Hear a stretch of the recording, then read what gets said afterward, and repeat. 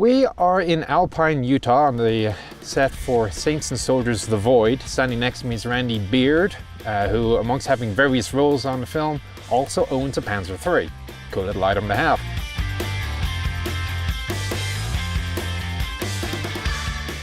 So I guess we'll start off with what your roles are on the film.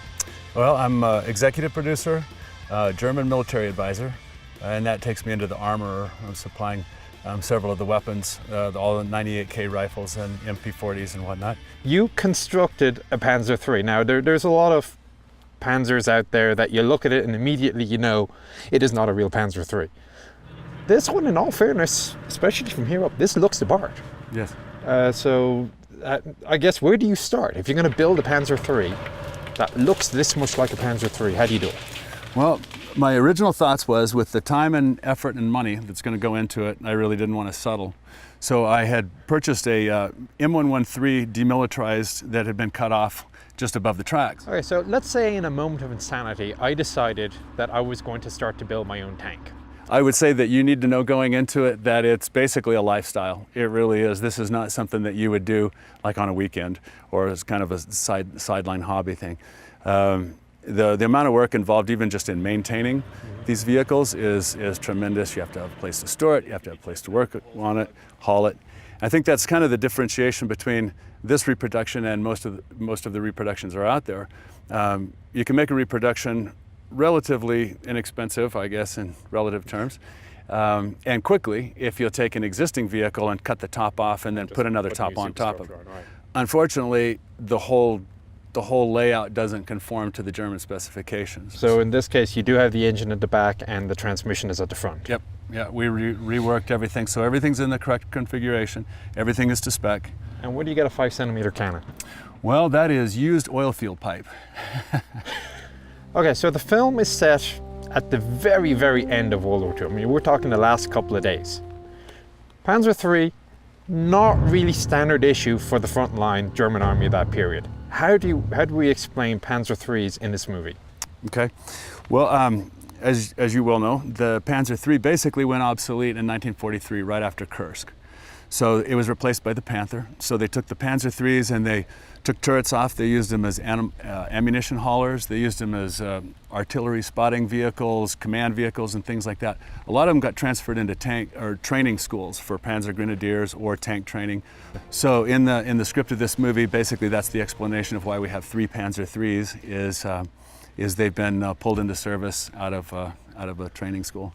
And considering what they're going up against, in this case M18s, they're actually still quite viable. Yes, yeah, that's one of the things that makes this kind of work, is the Hellcat is so thinly armored that at the ranges that we're fighting here, this 50mm is as deadly to him as his 76mm is deadly to us. So it's kind of a fair fight. Fair fight. Yeah. But this is an early mount. They came out with a really fancy one later. This is like something probably like field improvised, more or less. This is a bit of a narrow fit, even for myself, and I'm not the widest guy.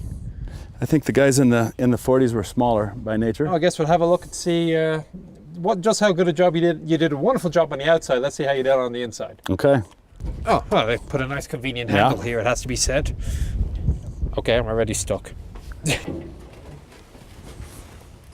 My very first thought is that's a bit disconcerting that you have a breech that is going to recoil right towards your testicles. Yes. Yes, it is. It is definitely cozy. Yes. In here. There's no two ways about this. And I think the original model would even be more cozy because down in below here we don't have the ammo rack, all of the ammo storage bins. So you've got a seat, I got a seat, everybody's got a seat except the loader. He had to kind of just walk around. Yeah, he's got no floor, doesn't he? Yeah, and he would have a lot less area to stand. So as the turret rotates, there's no basket, there's no floor, so he's got to be stepping over the drive shaft and around the bins and everything else, so you have to be pretty agile. So what do you shoot? We have 40mm Bofors salute rounds, so they're about 2.5 inch diameter, maybe about 5 inches long. We put 4 ounces of black powder in them and then spray foam in the end, so the foam disintegrates as it goes down the barrel. And that's why you were popping off a little earlier today? Yep, that's what happens, yeah. Nice big handles, which are these, I presume, modeled after the Mark III? Yes, yep, they're the correct length and the angles on them and things like that, so it's in the right configuration. Okay, and The word pivot, I was going to add, doesn't really go with this tank. You don't use the word pivot in this tank in the same sentence. So it's kind of a sweeping term. Forward and sweep. But Yeah. I mean, I wish it would pivot. Yeah, attention. It's kind of gotten fuzzy. Do you read the little sign up there? Driver, this is an amputating and killing machine. Drive carefully. These people are your friends. I'm in a tank. So we try. The whole point is we you try don't not know. to crunch people up. No? Yeah. What if there were zombies? If they were zombies, that's fine. Okay. Yeah. Fascinating tank, I have to say. Again, congratulations on building this. Very curious to see what your Mark IV will look like when it's done. I'm going to come out and see it. All right, well, thank you very much, and we'll see you next time. The 76mm cannon, you pull this lever, so it's on the way, bang.